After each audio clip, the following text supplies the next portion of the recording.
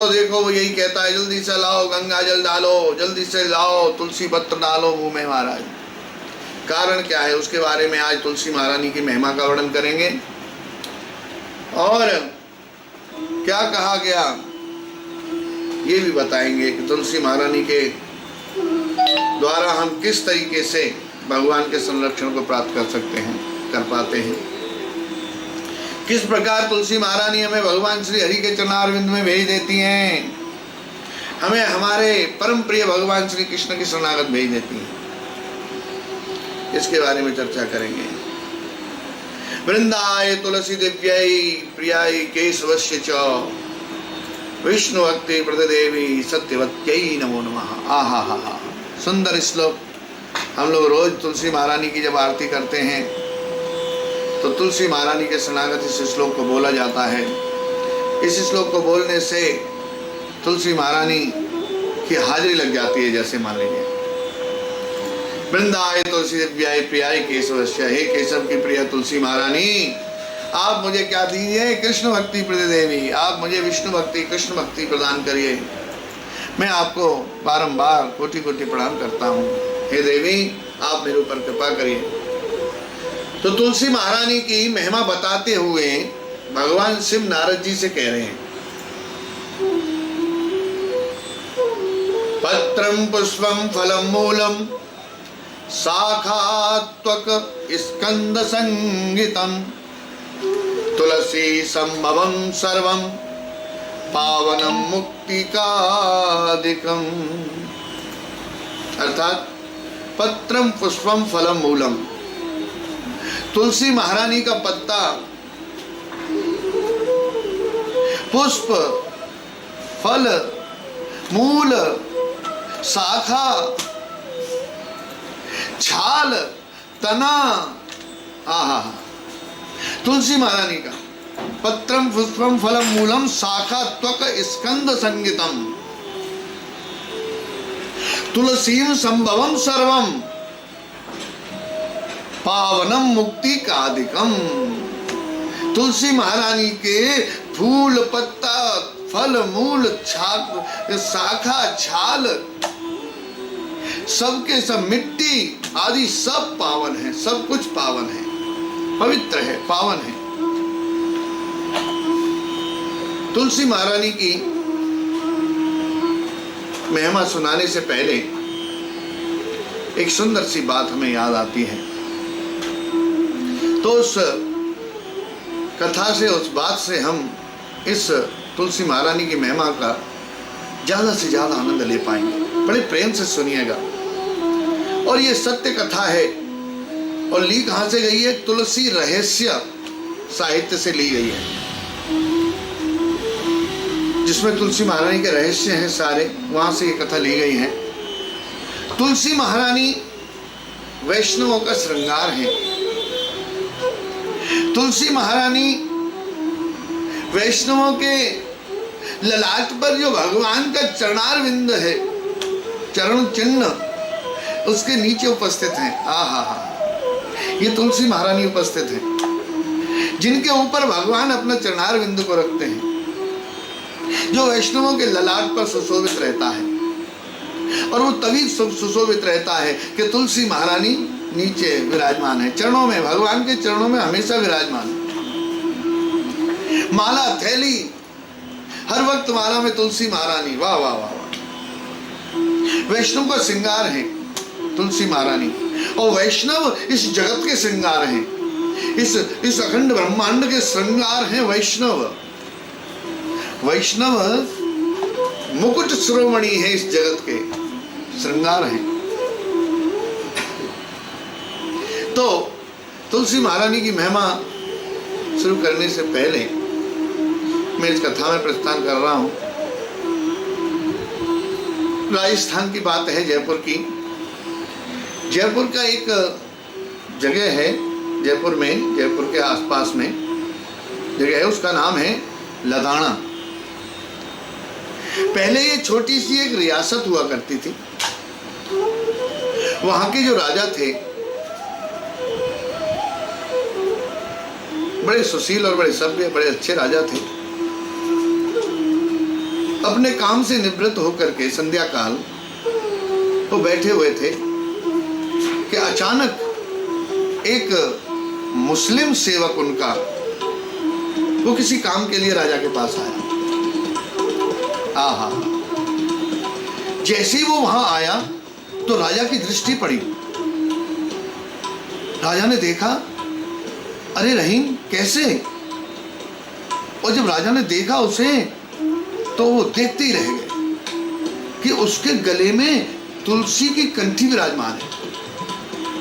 राजा एकदम स्तब्ध, मतलब चकित हो गए कि ये मुस्लिम सेवक होने के बावजूद इसने तुलसी की कंठी कैसे धारण कर रखी है। चकित अवस्था में उन्होंने अचानक ही पूछा, अरे रहीम क्या बात है, तू क्या हिंदू बन गया है? राजा ने अचंभे से पूछा, रहीम क्या तू हिंदू बन गया है?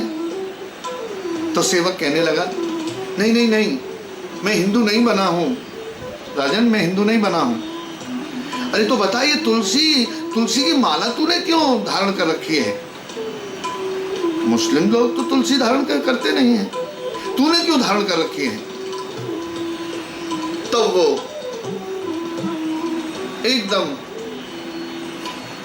एकदम ऐसे हो गया जैसे अपने अंदर की सारी भावनाओं को राजा के सामने रख दूं। इस भाव से राजा के सामने हाथ जोड़ करके खड़ा हो गया और कहने लगा, राजा साहब, तुलसी के माला की बड़ी महिमा है। हे राजन, ये तुलसी की माला की बड़ी महिमा है। राजा बड़ा चकित हो रहा कि ये कैसी बातें कर रहा है। राजा ने पूछा, अच्छा बता क्या महिमा है तुलसी की, क्या महिमा है? तो राजा साहब, मैं सत्य घटना आपको बता रहा हूं और आप बिल्कुल सत्य मानिए, ये मेरे जीवन में हुआ है। एक बार मैं अपनी ननिहाल जा रहा था, सूरज ढलने का समय था, संध्या काल होने जा रहा था। इतने में मुझे क्या दिखता है कि दो छाया पुरुष, ऐसा लगा जैसे दो पुरुष आ रहे हैं जो छाया ही छाया हैं, दिख नहीं रहे हैं और बड़े कम दिख रहे हैं और बड़े डरावने से लग रहे हैं और बहुत ही ज्यादा वो डरावने हैं और वो पुरुष दिखाई देते हैं। तो मुझे लगा ये वही लोग हैं जो हिंदू लोग जिन्हें यमदूत कहते हैं, ये वही लोग हैं। उनकी इतनी डरावनी आकृति शकल को देख करके मैं घबरा गया, मैं डर गया और मैंने सोचा अब मैं क्या करूं। तो उन्होंने कहा, अरे तू डर मत, तेरी मौत नहीं आ रही है, तू मत डर।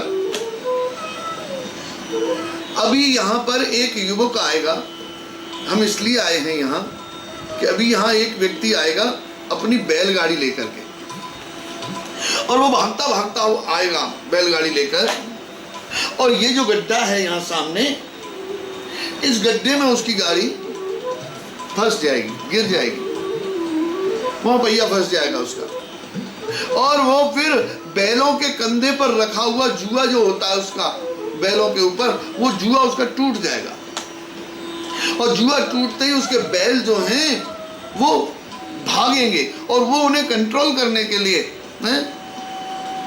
पकड़ने के लिए जद्दोजहद करेगा। हाँ, और इतने में जब वो बैलों को पकड़ेगा तो बैल उद्दंड हो जाएंगे और बैल उसके पेट में सींग मार के उसे मार देंगे। इसलिए हम यहाँ आए। ये बात जब उसने सुनी तो उसके मन में आया कि आप फिर किस लिए आए हो? कि हम जो है उसी को लेने के लिए आए, हम यम के दूत हैं, हम उसको लेने के लिए आए।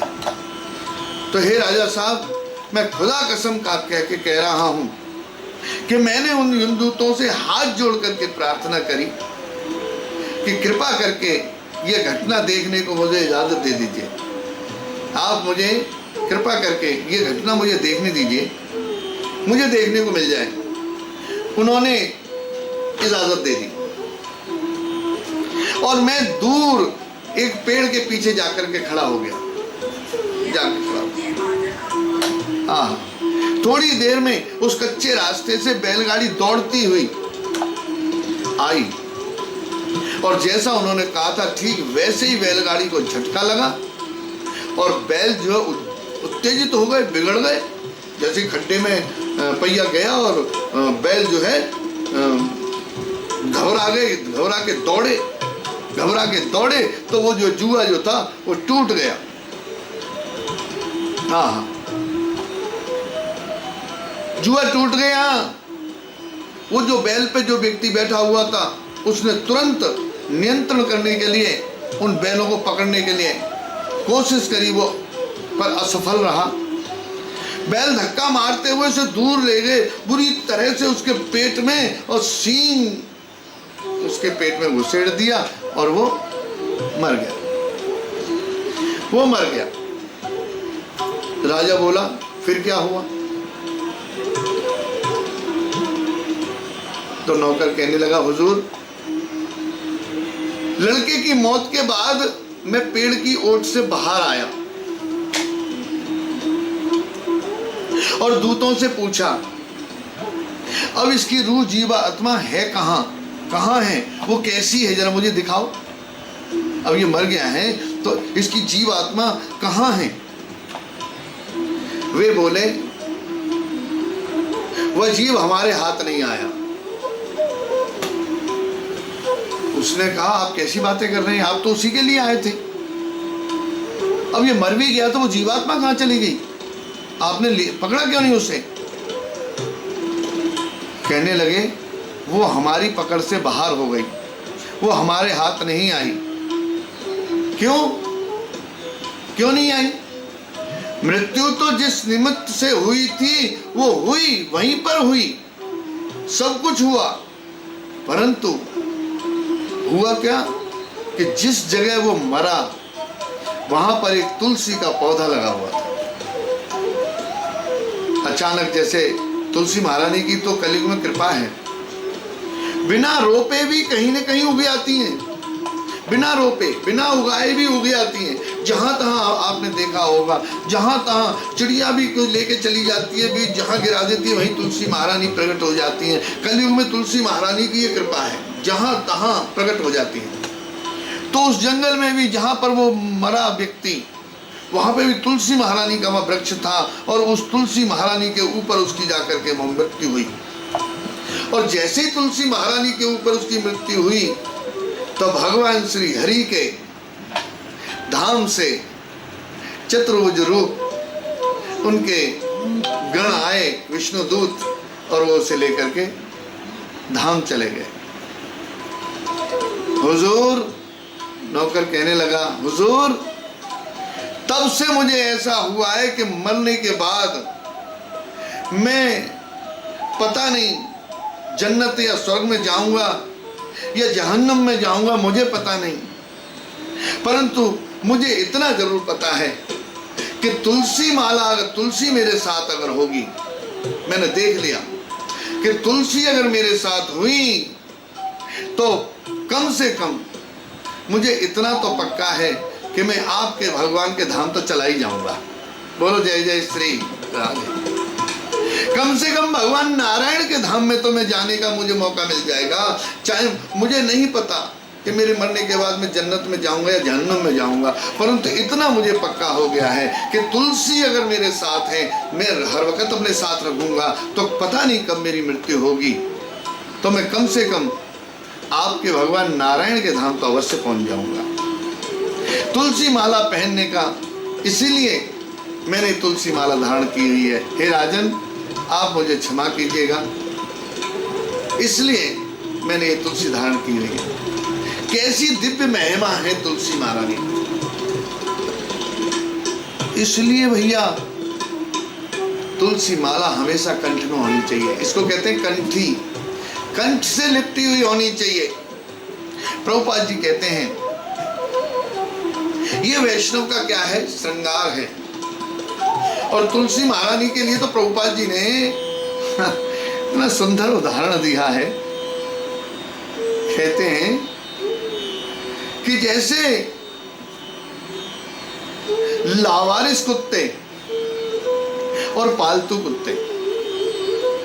पालतू कुत्तों के गले में जैसे पट्टा होता है, उन्हें म्युनिसिपैलिटी की गाड़ी पकड़ती नहीं है, और जो आवारा कुत्ते घूमते हैं उन्हें वो चिमटे से पकड़ के, और कुत्ता ची ची ची ची चिल्लाता रहता है, और उसको पकड़ के तड़पता हुआ गाड़ी में ले जाते हैं बांध के या पकड़ के। परंतु जिसके गले में पट्टा होता है उसको वो नहीं ले जाते। बिल्कुल उसी प्रकार यम के दूत आए हुए क्यों ना हो, म्युनिसिपैलिटी की गाड़ी आई क्यों ना हो, पकड़ने के लिए यम के दूत हमें आए क्यों ना हो, अगर तुलसी महारानी हमारे गले में हैं तो उनकी मजाल नहीं कि वो हमें हाथ लगा दें। हाथ भी नहीं लगा सकते हैं, वो हमें प्रणाम करेंगे, क्योंकि आदेश है, ये आदेश है भगवान का, और स्वयं यमराज का ये आदेश है अपने दूतों के लिए कि जिस व्यक्ति के गले में कंठी माला है, जिसके माथे पर तिलक लगा हुआ है, जिसके हाथ में झोली है, उसको कभी यहां पर लेके मत आना। मेरे से गलती हो जाए परंतु तुम कभी गलती मत करना, ऐसे व्यक्ति को कभी यहां लेकर के मत आना, यह भगवान का आदेश है। तो ऐसी सुंदर महिमा तुलसी महारानी की सुनाते हुए भगवान शिव जी नारद जी से कह रहे हैं, पत्रम पुष्पम फलम मूलम शाखा त्वक स्कंद संगीतम तुलसी संभवम सर्वम पावनम मृत्तिकादिकम। तुलसी का पत्ता, फूल, फल, मूल, शाखा, छाल, तना और मिट्टी आदि सभी पावन है, सभी पावन है, सब कुछ पावन है। लंका में जब विभीषण के घर तुलसी का पौधा देख करके हनुमान जी ने जैसे ही वहां पर लंका में गए तो वहां छुपते छुपाते जब पहुंचे विभीषण के घर के पास, तो उन्होंने तुलसी का पौधा देखा और उनके घर के सामने भगवान के आयुधों का चिन्ह देखे, आयुधों की चिन्ह, तो इतने हर्षित हुए, इतने आनंदित हुए कि इस राक्षसों की नगरी में यहाँ भक्त कौन आ गया, और वहां से ध्वनि आ रही है, हे राम हे राम हे राम हे राम हे राम। तो हनुमान जी देख करके बड़े हर्षित हुए। इसकी महिमा के वर्णन में कहा गया है, इसकी महिमा का वर्णन करते हुए कह रहे हैं, नामायुध अंकिता ग्रह शोभा वर्णि न जाय, नव तुलसी का वृंदतः देखी हरसि कपीराय। नायुध अंकित ग्रह शोभा, आहा वर्णि न जाए। आयुधों की जो वहां पे छवि देख करके, शंख चक्र गदा पद्मा देख करके हनुमान जी बड़े हर्षित हो रहे हैं, और बड़ा सुंदर, इतना सुंदर तुलसी का पौधा, नव तुलसी का वृंद तह दे। जैसे ही नव तुलसी महारानी को देखा तो कपिराज इतने हर्षित हुए, इतने खुश हुए, इतने आनंदित हो गए। तुलसी की आराधना करते हुए ग्रंथ में लिखते हैं, महाप्रसाद जननी सर्व सौभाग्यवर्धनी, आदि व्याधि हरिर्नित्यम तुलसीत्वा नमोस्तुते। महाप्रसाद जननी सर्व सौभाग्यवर्धनी, आहा सौभाग्य बढ़ा देती है, सौभाग्यवर्धनी महाप्रसाद जननी सर्व। हे तुलसी, आप संपूर्ण सौभाग्यों को बढ़ाने वाली हो, सदा आदि व्याधि को मिटाने वाली हो, आदि व्याधि को आप मिटाने वाली हो, सौभाग्यवर्धनी, आदि व्याधि हरि नित्यम। आप भगवान श्री हरि के हर वक्त पास में रहने वाली हो, आदि व्याधि को मिटाने वाली हो, सौभाग्य बढ़ाने वाली हो, मैं आपको बारंबार नमस्कार करता हूँ, मैं आपको बारंबार नमस्कार करता हूँ। कहा जाता है कि तुलसी को लगाने से, तुलसी को पालने से, सींचने से, या उनके दर्शन करने से, या उनका स्पर्श करने से मनुष्य मन में, वचन में और काया में जो भी संचित पाप हैं वो सारे पाप जल जाते हैं। किस कारण, कैसे जल जाते हैं? सिर्फ स्पर्श करने मात्र से, दर्शन करने मात्र से, उनको जल देने मात्र से उसके सारे पापों का नाश हो जाता है। वायु पुराण में कहा गया है, क्या बताया गया है? तुलसी पत्ते तोड़ने के कुछ नियम बताए गए, मर्यादा बताई गई है। उसमें लिखा गया है, अस्नात्वा तुलसी छित्त्वा य पूजा कुरुते नरः। अस्नात्वा तुलसी छित्त्वा य पूजा कुरुते नरः सोऽपराधी भवेत सत्यं तत् सर्व निष्फलं भवेत। कह रहे हैं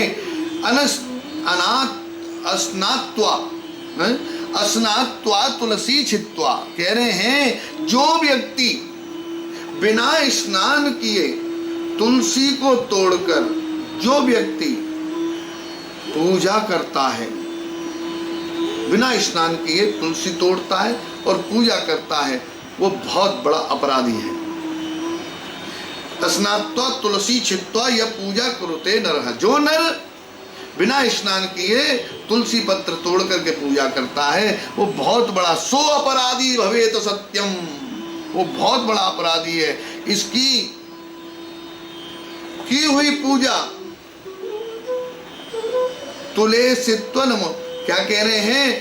सो अपराधी भवेत सत्यम तत् सर्व निष्फलम भवेत, उसकी पूजा निष्फल हो जाती है, इसमें कोई संशय नहीं है, कोई संशय नहीं। इसलिए बिना स्नान किए तुलसी को न छूना चाहिए न तोड़ना चाहिए। और अगर तोड़ रहे हैं हम तो कैसे तोड़ना चाहिए? तुलसी महारानी को निवेदन करना चाहिए, हे तुलसी महारानी, मैं आपको भगवान श्री हरि की सेवा के लिए ले जा रहा हूँ, आप कृपा करके मुझे आदेश दीजिए कि मैं आपको भगवान के श्री चरणारविंद में आपकी सेवा अर्पित कर सकूं। तो भगवान श्री हरि की सेवा के लिए तुलसी महारानी का उपयोग होता है। परंतु हम देखते हैं कि ज़्यादातर लोग जो चाय वगैरह पीते हैं, जो नशेबाज हैं, जो नशा करते हैं, चाय का नशा है, जो सवेरे उठ के चाय चाय चाय हाय चाय हाय चाय हाय चाय, जो गिरफ्त में आ चुके हैं चाय की, जैसे एक व्यसन होता है। एक मदिरा पीने वाला व्यक्ति को वो कितना भी कुछ हो जाए उसे मदिरा चाहिए ही चाहिए। आपने देखा होगा अभी लॉकडाउन में क्या हालत हुई है, लोग वैसे चिल्ला रहे हैं हमारे पास राशन नहीं है, खाने को रोटी नहीं है, गवर्नमेंट को ब्लेम लगाते हैं, लोगों को कुछ कुछ बोलते हैं, खाने को ये नहीं है वो नहीं है। और जैसे ही शराब की दुकानें खुली, भैया कहाँ से लोग, कहाँ से महिलाएं भी लाइन में लग गई। कैसी लीला है भगवान तुम्हारी। तो इस तरीके का जो व्यसन है, उस व्यसन में चाय कॉफी का भी होता है। बुरा नहीं मानिएगा, ये वास्तविकता है। हमें कोशिश करनी चाहिए कि हम इन आदतों से छूट जाएं, और इन आदतों के कारण हम बहुत बड़े बड़े अपराध कर बैठते हैं जिनका हमें एहसास तक नहीं होता, क्योंकि हम और हमारी बुद्धि इतनी दूषित हो चुकी होती है कि हम बिल्कुल परवाह नहीं करते कि ये छोटे छोटे अपराध हमें कहाँ लेके चले जाएंगे। आपने देखा होगा, अरे जइयो बेटा जरा तुलसी के पत्ते तोड़ के लिए चाय में डालने हैं, और खौलती हुई चाय में पानी में तुलसी महारानी को डाल दिया जाता है। कहा जाता है औषधि है, औषधि है, उसका तरीका है, इस तरीके से नहीं। उसको उसी तरीके से लिया जाए, कह के लिया जाए, और फिर गर्म पानी में नहीं। और वैसे भी कहा जाता है चबाते तो कभी भी नहीं है तुलसी महारानी को। कुछ लोग चबाते हैं, कभी नहीं चबाना चाहिए। उसका साइंटिफिक रीजन ये भी है कि अगर तुलसी को तुम चबाओगे तो तुम्हारे दांतों का टेम्पर खत्म हो जाएगा। ये श्राप है तुलसी का। तुलसी कभी दांतों से नहीं चबानी चाहिए, दांत खराब हो जाते हैं। तुलसी पत्र रोज लो, रोज लो, 4-5 पत्ते रोज तुलसी के एक ऊपर एक लपेट के कैप्सूल जैसा बना लीजिए और जिह्वा पे रख के पानी पी जाओ, कैप्सूल की तरह साबुत अंदर। इतना फायदा होता है दवाई के मामले में, इतना फायदा होता है कि अपार फायदा जिसको कहते हैं, कई बीमारियों का वो नाश कर देती है। तो ये तरीका है तुलसी महारानी को ग्रहण करने का। ये नहीं कि पत्ते तोड़, ऐसे लिया पत्ता तोड़ा और चाय में डाल दिया और वो उबल रही है, और बाकी जो उसमें उबालने के बाद वो पत्ते तो हैं उसके अंदर, और वो पत्ते लिए और नाली में फेंक दिए। इससे बड़ा अपराध और क्या होगा। जो भगवान को इतनी प्रिय है कि भगवान तुलसी महारानी के बिना कोई चीज ग्रहण नहीं करते, स्वीकार नहीं करते, ऐसी तुलसी महारानी का हम रोज निरादर कर रहे हैं। आखिर क्या होगा, क्या होगा। अंत काले हमें तुलसी ही याद आती है, गंगाजल ही याद आता है। गंगाजल क्या है? गंगाजल भगवान श्री हरि का चरणामृत है। ये दोनों ही रास्ते खोलते हैं श्री भगवान हरि के घर जाने के लिए, चरणामृता और तुलसी महारानी। तुलसी महारानी के बिना तो भगवान किसी चीज को स्वीकार ही नहीं करते हैं, तो उस जीवात्मा को कैसे स्वीकार करेंगे। तो इसलिए बिना स्नान किए तुलसी को तोड़कर जो मनुष्य पूजा करता है वो अपराधी है, उसकी की हुई पूजा निष्फल हो जाती है। इसमें कोई संशय नहीं है, कोई संशय नहीं। गले में तुलसी की माला पहनने से फायदे सुनिए। गले में तुलसी की माला पहनने से क्या होता है, जैसे एक बिजली का सा, जैसे तार में बिजली नजर नहीं आती है, बिजली के तार में बिजली नजर आती है क्या? नहीं। छुओगे तो क्या होगा आप समझ सकते हैं। तो तार में बिजली नजर नहीं आती है, परंतु उसी तरीके की लहरें निकल करके तुलसी महारानी की जो बिजली की सी लहरें निकल करके हमारे शरीर का रक्त संचार में जो रुकावट है उसे खत्म कर देती है। तुलसी महारानी जो रक्त संचार हमारे शरीर में हो रहा है, अगर कहीं रुकावट है उसमें, तो कंठी गले में धारण करने से वो रक्त संचार की रुकावटें नष्ट हो जाती हैं। और वो इस तरीके की जो शक्ति है उसके अंदर, जैसे बिजली की सी शक्ति जो है वो चुंबकीय शक्ति है,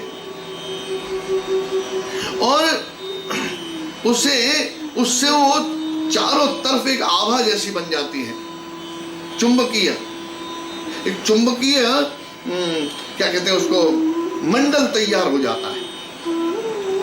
विद्युत जैसे बिजली की करंट का सा एक मंडल तैयार हो जाता है हमारे चारों तरफ, हमेशा रहता है। और क्या होता है, तुलसी की माला धारण करने से कंठ हमेशा सुरीला रहता है। कंठ हमेशा, कितना भी बोल लेना, तुलसी महारानी कृपा करती है।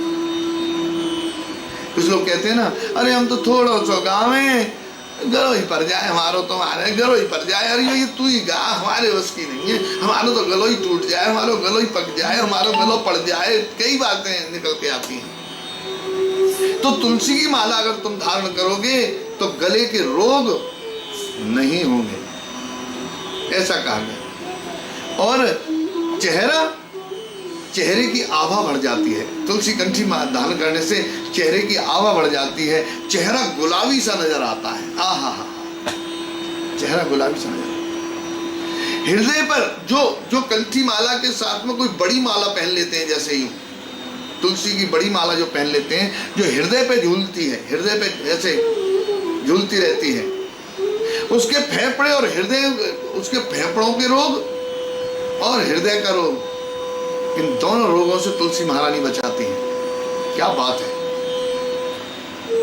वाह वाह वाह, तुलसी महारानी तुम्हारी जय हो। ये बातें माननी होंगी, जब हम मानेंगे तभी इसका लाभ ले पाएंगे। और अगर हमने नहीं माना तो जैसा चल रहा है चल रहा है। भगवान ने हमें स्वतंत्र बनाया है, तू मान भी सकता है और नहीं भी मान सकता है। मानो तो मैं गंगा माँ हूँ, ना मानो तो बहता पानी।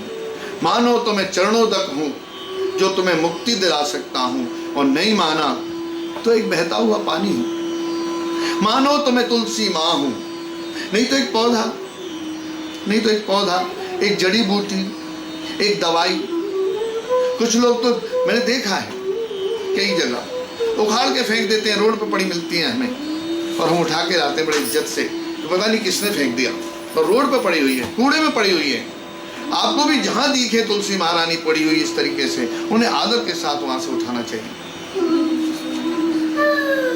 तो तुलसी महारानी को इस तरीके से धारण करने वाले के स्वभाव में, जो व्यक्ति तुलसी महारानी को धारण करता है उसके स्वभाव में क्या होता है, सात्विकता संचार होता है, सात्विकता का संचार होने लगता है।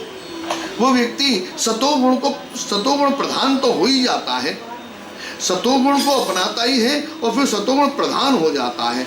उसके अलावा वो न रजोगुण की तरफ जाने की चेष्टा करता है और न तमोगुण की तो बात ही छोड़ो। रजोगुण तक जाएगा तो वापस तुरंत आएगा। आज का जो माहौल है, आज की जो स्थिति है, आज का जो समय है, उस आधार पे व्यक्ति जाते जाते रजोगुण में जाते छू के वापस, क्योंकि उसे पता है मैं सतोगुणी हूं और मैं सात्विकता का स्वरूप हूं।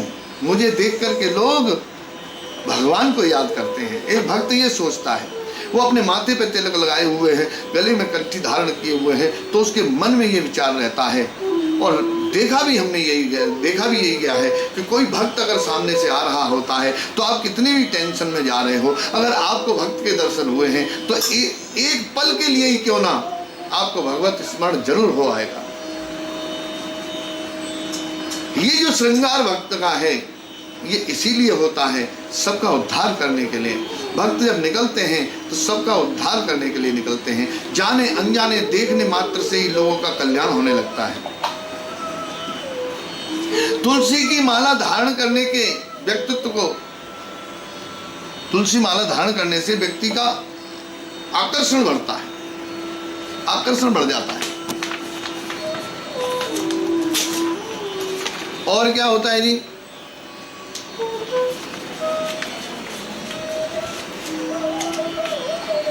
तुलसी का प्रतिदिन दर्शन करना,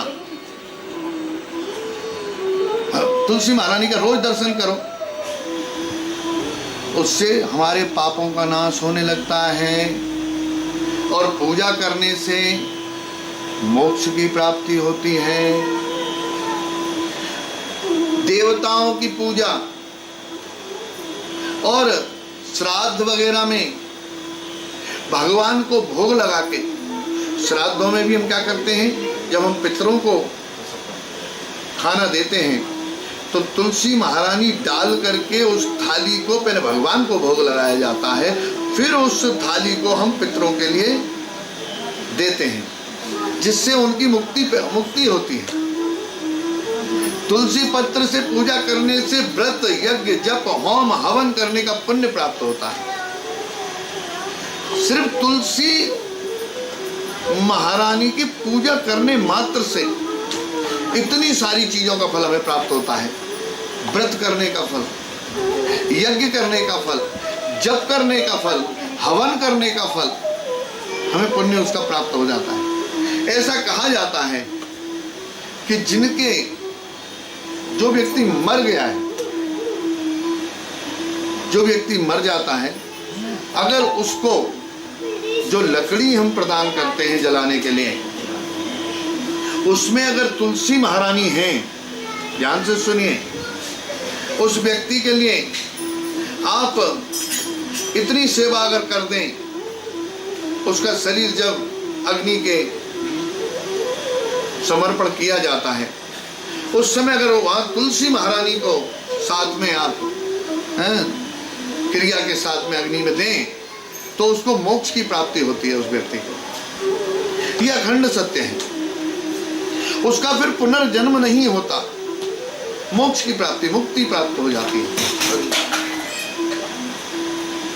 उसको मुक्ति प्राप्त होती है, उसका पुनर्जन्म नहीं होता। प्राणी के अंत समय में जो व्यक्ति है, उसके अंत समय में शरीर, मृत शरीर जब मरा हुआ पड़ा हुआ है, उसका शरीर पड़ा हुआ है, तो हमें क्या करना चाहिए? उस तुलसी दल युक्त जल, तांबे के पात्र में जो चरणामृत होता है और उसमें तुलसी दल जब पड़ा होता है, उस जल को हमें उस मृत व्यक्ति को सेवन कराना चाहिए। ये विधान है।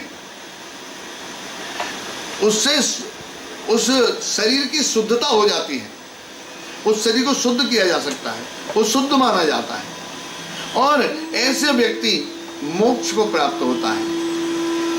ऐसा व्यक्ति जिसका शरीर मृत शरीर है और उसको क्या पिला रहे हैं हम? चरणों तक गंगा जल पिला सकते हैं, और नहीं तो ठाकुर जी का जो हमने सवेरे नहलाए हैं, ठाकुर उनका जो चरणामृत है, कल की क्लास में जो बताया था, भगवान का जो चरणों तक जो चरणामृत है, गंगा जी भी तो चरणामृत ही हैं। अगर गंगा जल वहाँ नहीं है उस समय, तो ठाकुर जी का जो नहलाया हुआ चरणों तक है, वो आप जहाँ तहाँ मंदिर में आपने देखा होगा जलेरी में रखा होता है, उसमें तुलसी दल भी पड़ा हुआ होता है और पुजारी जी वहाँ आपको वो चरणामृत देते हैं, सभी को लोग लेते हैं।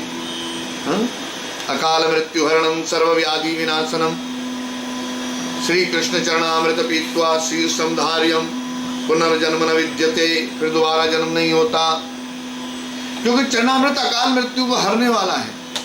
और अगर यहाँ इसकी मृत्यु हो गई है तो उसके मुख में वो हमें उसे सेवन कराना चाहिए, जिससे कि उसे मोक्ष की प्राप्ति होगी और फिर पुनर्जन्म न विद्यते, ऐसा माना गया है।